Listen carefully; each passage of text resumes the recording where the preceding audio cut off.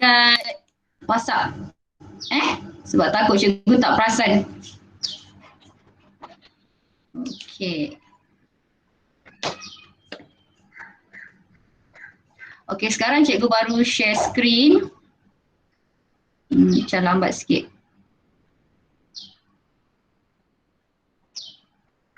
Okey, boleh nampak tak? Respon suara. Respon suara, siapa yang boleh nampak? Respon seorang boleh nampak tak? Boleh ke? Boleh. Cikgu, saya tak nampak apa-apa pun.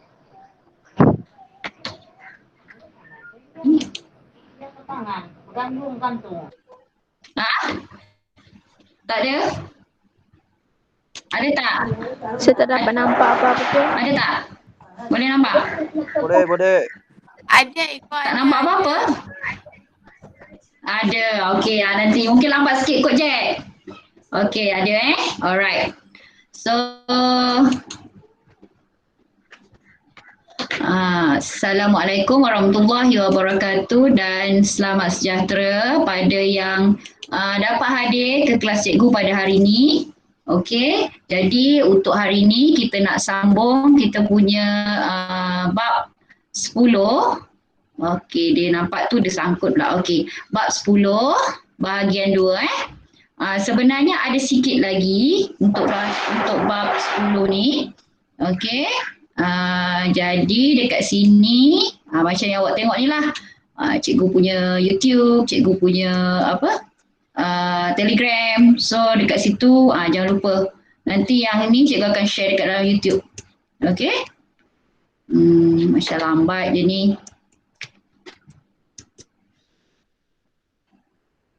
Okey tak? Boleh nampak skrin Tapi dia macam lambat lah.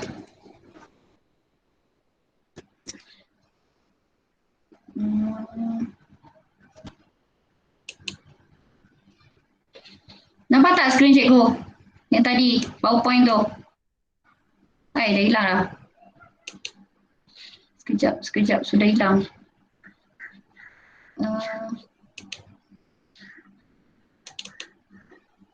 Nampak tak? Respon sikit. Lain tak okey lah. Cikgu pun tak buat banyak slide ni.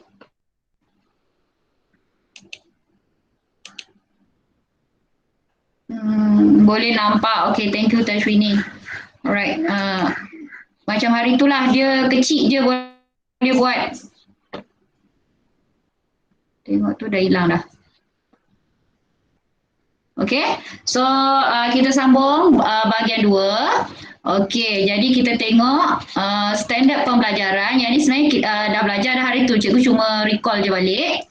Sebab kita ni cuti pun macam lama je lagi kan. Okey, jadi standard pembelajaran kita membina dan membentang pelan kewangan peribadi untuk mencapai matlamat kewangan jangka pendek dan jangka panjang dan seterusnya menilai kebolehlaksanaan pelan kewangan tersebut. Okey, kalau tak nampak cikgu punya skrin, sekarang cikgu tengah share skrin, awak bagi tahu Okey, jadi bagaimanakah anda menilai kebolehlaksanaan pelan kewangan jangka pendek dan jangka panjang? Okey, apa itu tujuan pelan kewangan? Okey, kita tengok sini. Tujuan pelan kewangan adalah untuk mencapai matlamat kewangan jangka pendek dan jangka panjang. Okey, yang minggu lepas kita dah belajar kan pelan kewangan ada jangka pendek dengan jangka panjang. Okey, bagi membina pelan kewangan, awak kena kenal pasti sumber pendapatan yang diperolehi dan perbelanjaan.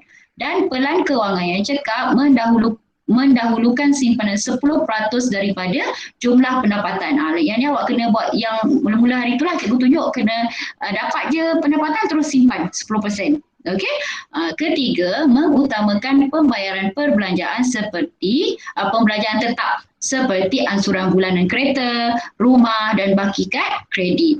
Okey, seterusnya sekiranya wujud aliran tunai negatif. Maksudnya dekat last kali tu awak tiba-tiba berhutang pula. Jadi seseorang harus membetulkan pelan kewangan dengan mengurangkan perbelanjaan tidak tetap. Okey, yang ni semua boleh tengok dalam buku teks muka surat 282. Okey. Boleh dapat yang cikgu share ni? Boleh tak respon seorang?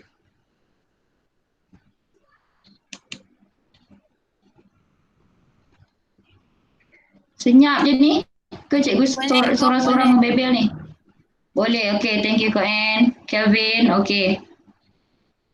Kenapa hilang je ni?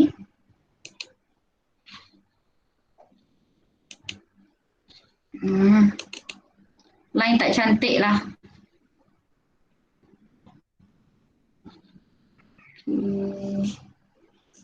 Dia hilang-hilang pula. Dia kena buat pagi ni agaknya. Pagi okey kot? Alright, so mana tadi? Okey ni.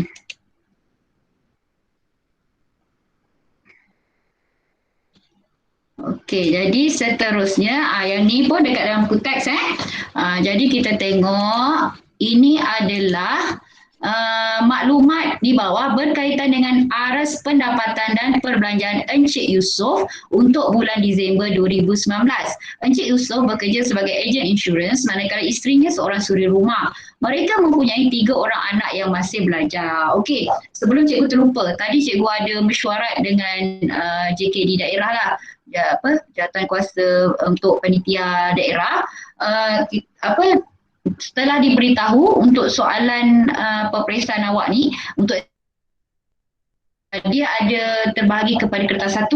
Lepas tu kertas 2 tu dia ada 3 bahagian. Bahagian A, bahagian B, bahagian C. Okey, untuk yang bahagian C ni dia ada 2 soalan dan 2 soalan tu awak pilih 1 dan markah dia 15.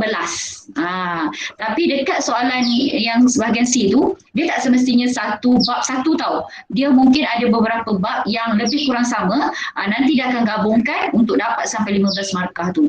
Jadi antara soalan-soalan yang mungkin boleh dijadikan soalan untuk bahagian C tu macam ni lah. Soalan bab 10 ni. Okey, jadi awak kena faham lah yang bab 10 ni. Okey, sebab dia mungkin boleh menyumbang markah yang agak besar. Okey, so kita tengok, kita pergi balik dekat sini, perbelanjaan Encik Yusof. Okey, so gaji Encik Yusof 5,000, pendapatan pasif tak ada, jumlah pendapatan bulanan dia 5,000 dan tolak simpanan tetap bulanan 10% tak ada. Dia tak ada simpanan pun. Tapi dia ada tolak simpanan untuk dana kecemasan. Dia simpan untuk in case kalau kena pergi hospital ke apa ke, dia simpan 200.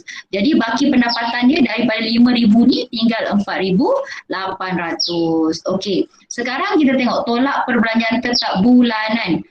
Dia ada buat ansuran pinjaman perumahan iaitu 1,000, premium insurans 500. Jadi jumlah perbelanjaan tetap dia adalah 1,500. Okey. Jadi 1,500 ni bila dah tolak ni dia tinggal 3,300 kan. Okey, kita tengok pula jumlah perbelanjaan tidak tetap. Tidak tetap dia makan minum, pendidikan anak, petrol, telefon, utility melancong. Keseluruhan ini adalah 3,300. Jadi ni tadi 4,800 dah tolak 1,500 tinggal 3,300 kan. So dia tak ada lebihan. Dia tak ada pendapatan lebihan atau kurangan. Dia kosong. Jadi kalau kes macam ni cikgu nak tanya, okey ke tak okey? Dia tak ada hutang, dia tak ada balance. Jadi okey ke tak okey? Cikgu nak tanya. Diorang boleh jawab, tak okey. Kenapa tak okey? Type dekat situ. Nak cakap pun boleh. Kenapa tak okey? Zaniang ni memanglah guna otak. Kenapa tak okey? Tapi dia tak ada hutang. Dia tak ada hutang pun. Siapa boleh jawab? Type je kat situ ataupun nak cakap pun boleh. Cepatlah. Tak ada simpanan. Dia tak ada simpanan yang banyak lah. Cuma dia ada simpanan yang 200 tadi. Simpanan 200 tu untuk emergency. Okay? Thank you Zanyang.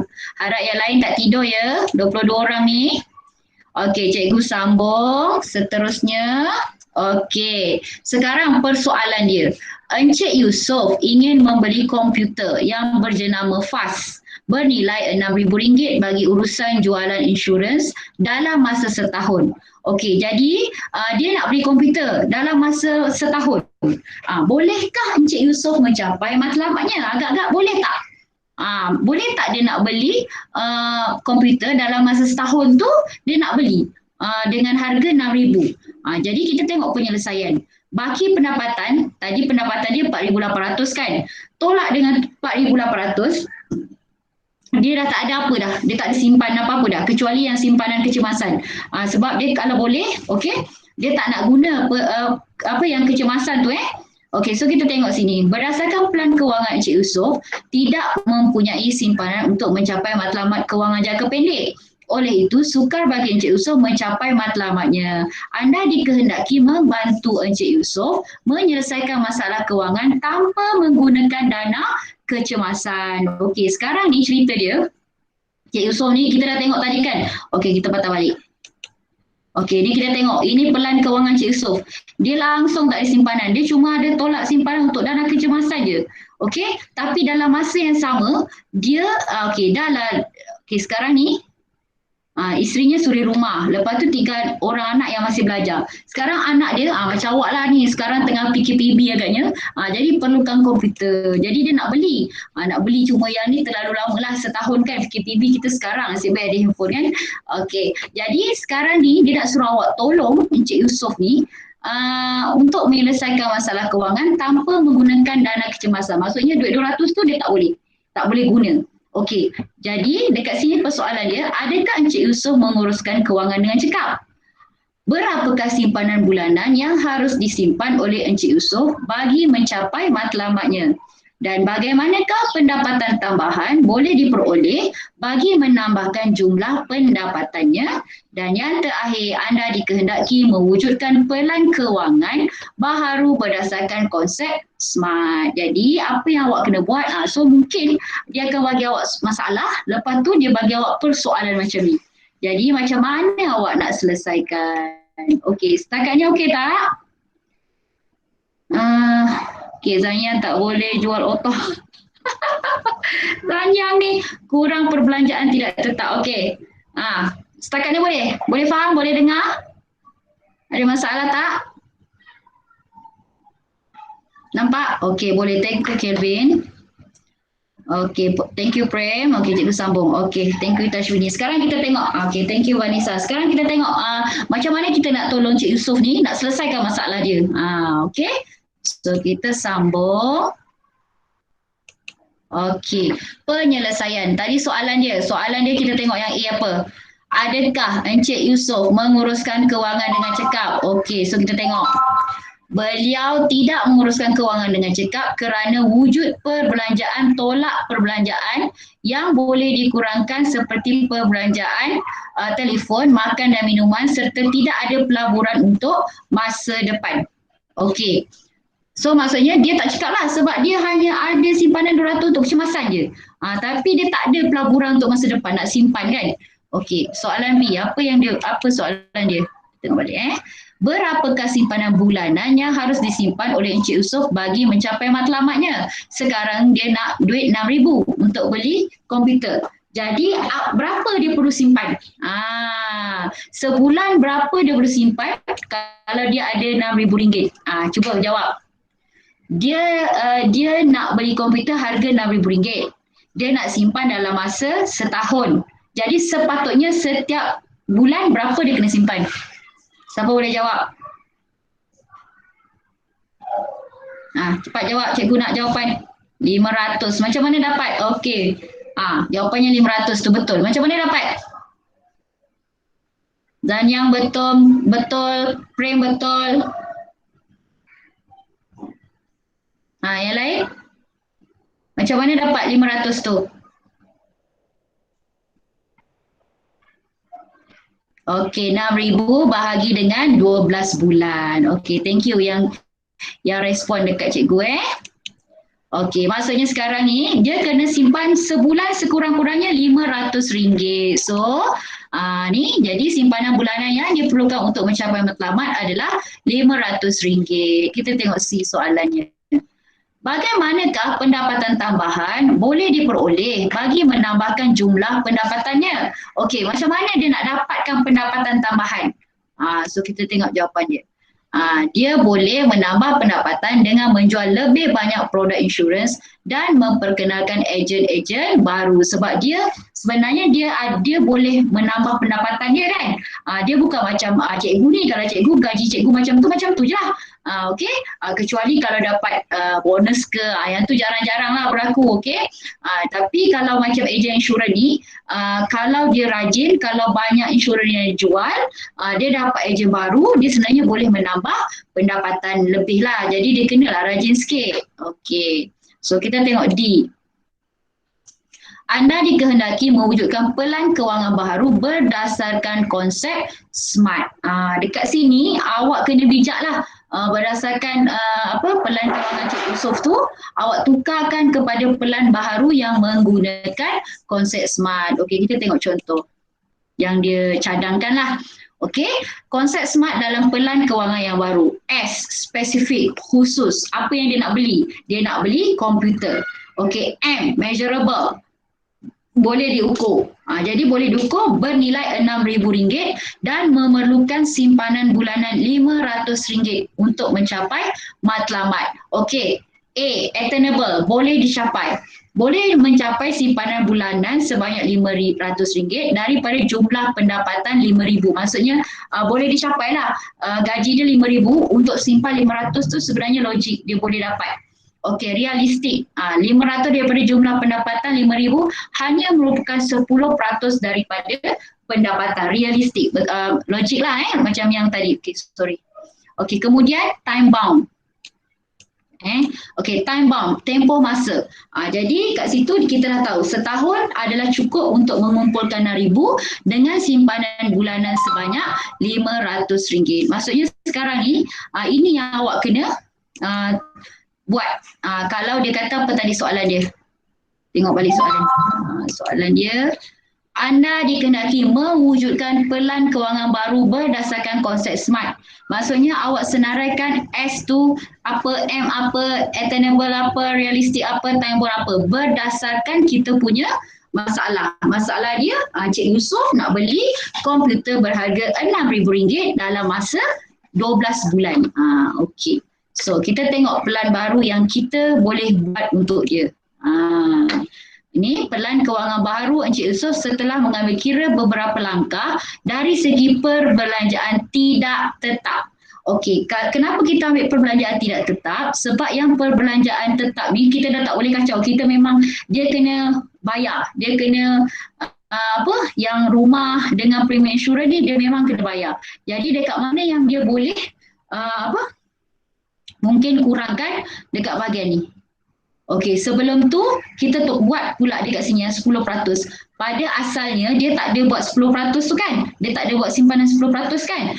Jadi macam mana nak dapat 10% dekat sini supaya kita tak ada aliran tunai negatif? Jadi dekat sinilah dia kena bijak berbelanja. Contohnya, okey, kita bandingkan dengan yang tadi awak tengok betul-betul. Dekat sini makan minum dia 900. Okey, 900, anak-anak petrol, okey, 900, 600, 300. Tengok ada tak beza? 900, 600, 300 Okey, ni tadi 900, 600, 300. Okey, maksudnya petrol dekat sini yang terbaru 300.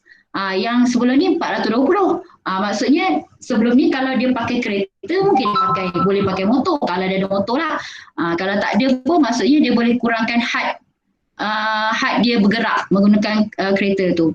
Okey, kita tengok pula bil telefon 480, utility 500, melancong 400. Ingat nombor ni 480, 500, 400. Okey, kita tengok next. 480, okey. So dekat sini dah banyak kurang dah ni. Telefon dia dah kurang, tadi 480 kan. Lepas tu utility pun dah kurang, melancong tadi 400. Dia dah kurangkan kepada 200. Dan yang lebih bijak, dia mengambil pelaburan amanah saham 150. Okey. Jadi dekat sini bila dia dah kita buat calculation untuk dia, dah tambah tolak apa semua tu, dia akan jadi nilai dia dekat sini kosong juga. Tetapi sebenarnya dia ada simpanan dekat pelaburan amanah saham ni dengan simpanan tetap bulanan ni 10%. Tapi kita kena bijak dekat sini lah. Dekat sini kita kena bijak. Okey? dengan mengamalkan sikap jimat cermat. Jadi simpanan Encik Yusof 500 sebulan boleh membantu Encik Yusof mengumpul sebanyak RM6,000 pada hujung tahun 2020 bagi mencapai matlamat jangka pendek. Okey, boleh tak? Ada masalah setakat ni? Maksudnya kita, dia suruh kita membantu Cik Yusof tu susun balik dia punya pelan kewangan. Dekat bahagian mana yang mungkin kita boleh ubah. Okey, setakat ni okey? Boleh faham? Boleh. Thank you, Prem. Orang yang sama je. Yang lain mana? Sekarang siapa yang tak ada okey, Yuchen. Bagus. Okey, Gia. Koen. Liting ada tak Liting? Tashwini, Liting, Rubini. Rubini ada tak? Ziwan ada. Sekejap, depan Ziwan tu siapa? Huiwan ada tak Huiwan? Ni Kau-en. Huiwan ada? Berapa orang ni yang tak ada ni? Siapa lagi yang tak ada ni? Ada sepatutnya 8 orang. Ihan ada. Ni nanti Vanessa listkan siapa yang tak ada ni. Okey, Cindy ada. Okey, Huiwan ada. Alright, Shui ada, Zizin ada. Liting tak ada Rubini tak ada. Okey, Liting tak ada Koen? Liting dah ada masalah ke?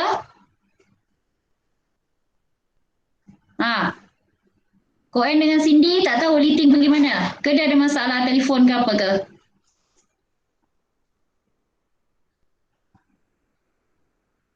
Okey, Vishnu ada. Mana Koen dengan Cindy? Dia tak cakap dengan saya. Nanti awak tanya dia, WhatsApp dia. Kenapa tak masuk kelas? Koen? Okey. Sebab kalau boleh cikgu tak naklah tertinggal macam ni. Liting dia tak boleh masuk. Kenapa Cindy? Dia ada masalah internet ke? Okey, tak apa. Nanti suruh dia tengok video Cikgu akan save dekat dalam YouTube. Okey? Alright. Okey, cikgu sambung. So kita tengok. Okey, thank you Cindy. Okey, jadi so kita dah tolong Cik Yusof, kita buat pelan kewangan yang baru. Jadi menilai kebolehkelaksanaan pelan kewangan Encik Yusof. Okey, antara faktor yang perlu dinilai oleh Encik Yusof dari semasa ke semasa dalam kebolehkelaksanaan pelan kewangan Encik Yusof adalah kadar inflasi semasa yang boleh menyebabkan kos taraf hidup meningkat. Jadi apa yang dia kena nilai bila dia buat pelan kewangan, dia tengok kadar inflasi lah. Maksudnya kewangan inflasi pada masa tersebut. Okey? Kerana hal ini boleh meningkatkan jumlah perbelanjaan. Sekiranya ini berlaku, Encik Yusof perlu mengambil langkah untuk menambah pendapatan. Dia kena buat sesuatu lah supaya dapat menambah pendapatan. Okey, namun pelan Encik Yusof dapat mencapai matlamat kerana beliau ada melabur di dalam amanah saham. Jumlah perbelanjaan tambahan boleh diatasi dengan dividen yang diterima. Maksudnya dia masuk saham tu, biasanya kalau kita masuk mana-mana amanah saham yang diiktiraf lah. Okey, biasanya dia akan dapat dividen. Okey, jadi kita kena bijaklah memilih bank yang mana ataupun saham yang mana. Alright. Okey, sekejap je kan cikgu cakap kelas cikgu sekejap je hari ni. Ada sikit lagi untuk bab 10 ni. Okey, tapi sebelum tu jangan lupa ni buku scrap. Yang last hari tu masa PKP Tiffany seorang baru hantar gambar. Okey, jadi cikgu nak yang siapa belum hantar tu tolong hantar gambar yang dah siap lah. Okey, nanti InsyaAllah lah tahun depan lah kita jumpa untuk hard copy. Tapi cikgu nak sebelum 17 tu awak dah siap. Okey, PM gambar, lepas tu video yang dah siap 11. Maksudnya ni siapa buat salah satu lah. Kalau buat buku scrap, awak buat buku scrap. Kalau awak buat video, awak send video. Ada macam lagi seorang lah. Siapa? Prem ke dah hantar cikgu Ada tak? Prem dah hantar cikgu tak? Tak. tak? Oh tak.